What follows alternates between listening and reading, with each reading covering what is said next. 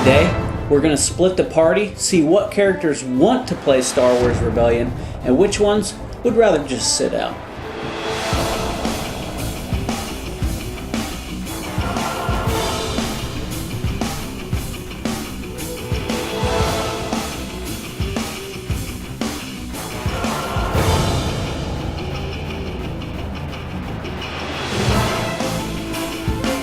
So Star Wars Rebellion is an epic game that pits the Galactic Empire versus the Rebel Alliance in pretty much the Civil War, basically episodes 4, 5, and 6 of the actual Star Wars movie in this box. So let's go ahead and split the party, see which ones want to play Star Wars Rebellion and which characters would rather just sit out. So the Warrior wants a lot of strategy and tactics in her games. This game is just chock full of strategy and tactics. The systems that you want to influence, so you can choose what units you're going to be getting. The opponent's actions, that way you can start to strategize your plan against what they're going to be doing. You're going to want to choose what order you're going to want your missions to resolve in, so that you can counteract what they're doing or react to something that happened to you. And down to the units even that you target in combat. Maybe there's a huge unit out there, but you'd rather just take out the little guys or whatever you want. This game has tons of strategy and tactics in it. So the Warrior is definitely in for this one. Now the Rogue wants high complexity in his games. Now this game comes in at about 3.63 on the weight rating on Board Game Geek, and that's a pretty high, that's medium high weight game.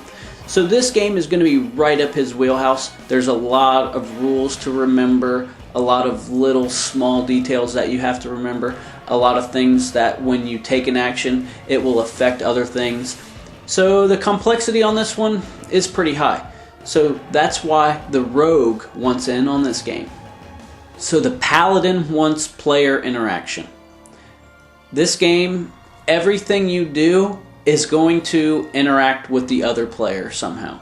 So this game is just perfect for the Paladin. All your actions you're taking are going to be interacting with the other player.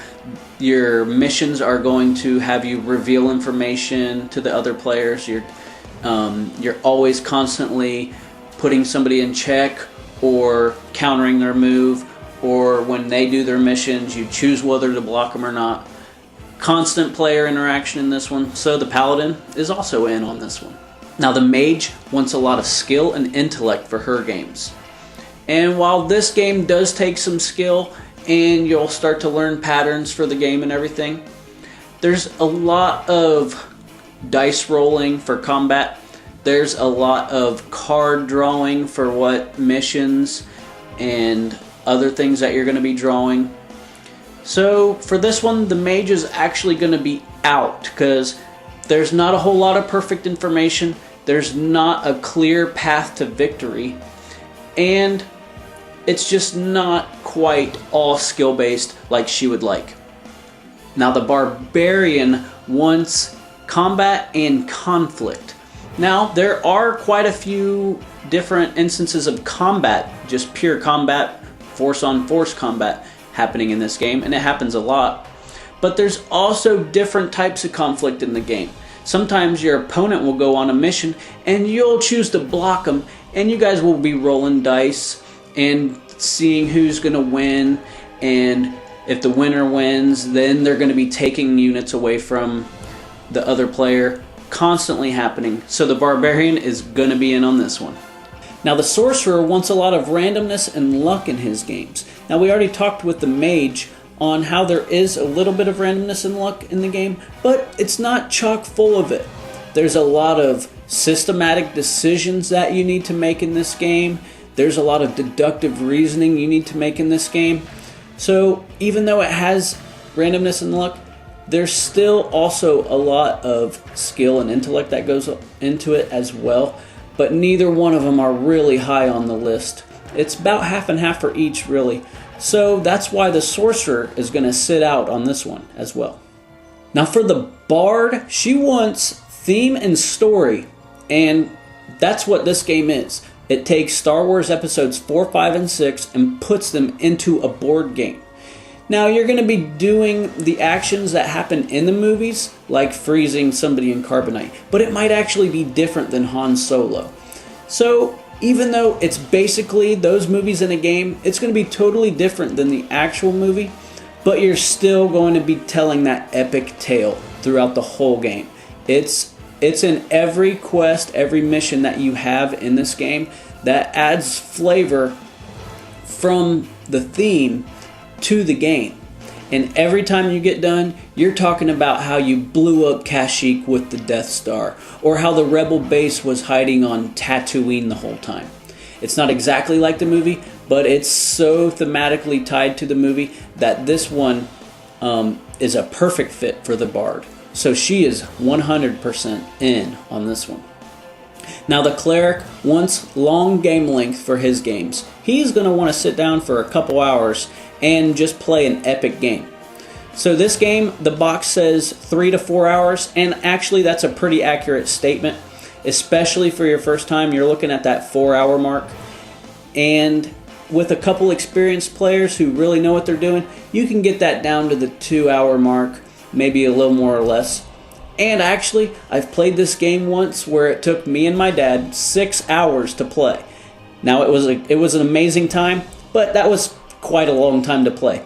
So you're looking at a pretty epic game here, and you're going to be sitting at the table for a long time. So the Cleric is going to be in for this one. Alright, there we have it. That's all the characters that went in and out of Star Wars Rebellion. Now, the game only plays 2 to 4 players, so we're going to have to narrow it down a little bit more.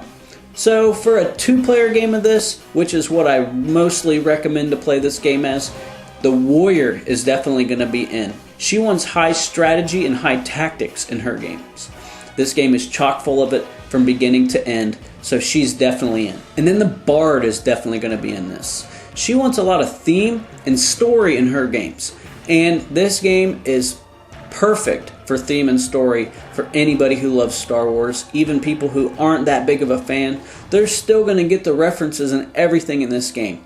So for a 2-player game, definitely the Warrior for strategy and tactics, and the Bard for theme and story. Now, since it technically does go up to 4-player, the Paladin is also going to want to jump in for player interaction. You're constantly going back and forth with your opponents, and in a 4-player game, you're constantly working with your teammates.